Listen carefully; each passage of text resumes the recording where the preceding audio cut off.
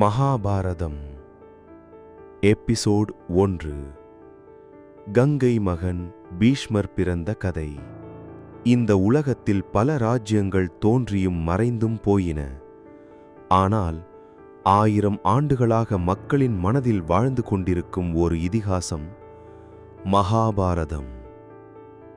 இது வெறும் போர்க்கதை அல்ல. அன்பு, தியாகம், துரோகம், தர்மம், அதிகாரம், மனித உணர்வுகளின் மிகப்பெரிய பயணம். இன்று நாம் தொடங்கப் போவது அந்த மகாபாரதத்தின் முதல் அத்தியாயம். கங்கை மகன் பீஷ்மர். ஹஸ்தினாபுரம் என்ற பேரரசை ஆட்சி செய்து வந்தார் மன்னர் சாந்தனு.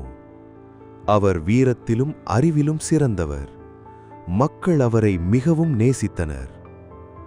ஒரு நாள் கங்கை நதிக்கரையில் வேட்டைக்குச் சென்றிருந்த சாந்தனு அங்கே ஒரு அதிசய அழகிய பெண்ணை பார்த்தார்.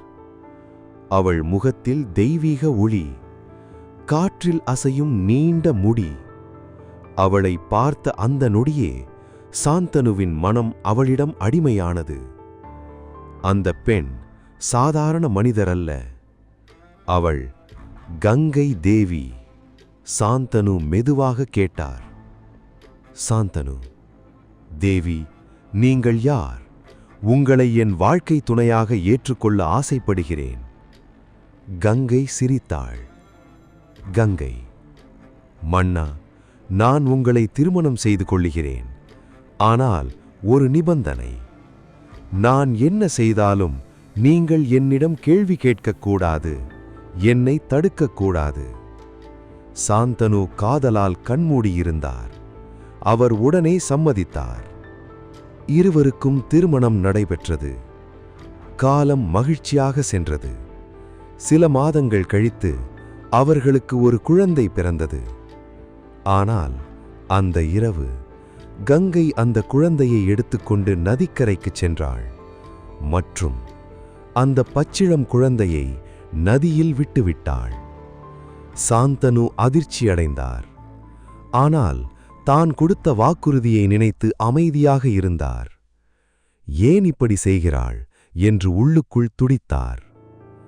மீண்டும் ஒரு குழந்தை பிறந்தது. மீண்டும் அதே சம்பவம்.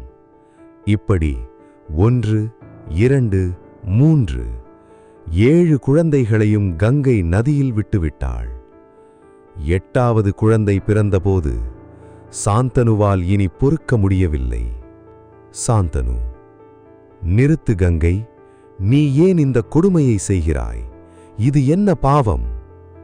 அந்த நொடியில் கங்கை அமைதியாக திரும்பி பார்த்தாள். கங்கை, மன்னா, இன்று நீங்கள் உங்கள் வாக்குறுதியை மீறிவிட்டீர்கள். இப்போது உண்மையை சொல்கிறேன். இந்த குழந்தைகள் சாதாரண குழந்தைகள் அல்ல. அவர்கள் அஷ்டவசுக்கள். ஒரு முனிவரின் சாபத்தால் மனிதர்களாக பிறக்க வேண்டிய நிலை வந்தது. அவர்களை இந்த உலக துன்பத்திலிருந்து விடுவிக்க பிறந்தவுடனே நான் அவர்களை மீண்டும் தெய்வ உலகத்துக்கு அனுப்பினேன். ஆனால் இந்த 8வது குழந்தை, இவனுக்கு முழு மனித வாழ்க்கை வாழ வேண்டிய விதி உள்ளது. கங்கை அந்த குழந்தையை சாந்தனுவிடம் கொடுத்தாள். கங்கை, இவன் உலகம் நினைக்கும் மகா வீரனாகப் போகிறான். இவனின் பெயர் தேவவிரதன். பின்னர் உலகம் இவனை பீஷ்மர் என்று அழைக்கும். அதன் பிறகு கங்கை அந்த குழந்தையை எடுத்துக்கொண்டு மறைந்தாள். பல ஆண்டுகள் கழித்து அதே குழந்தை அசாதாரண வீரனாக, மகாபாரதத்தின் மிக முக்கிய மனிதராக திரும்ப வரப்போகிறான். ஒரு தந்தையின் காதல், ஒரு தாயின் ரகசியம், ஒரு குழந்தையின் விதி. இதுதான் மகாபாரதத்தின் தொடக்கம். அடுத்த எபிசோடில் பீஷ்மர் எப்படி உலகையே அதிர வைத்த சபதம் எடுத்தார் என்பதை பார்க்கலாம்.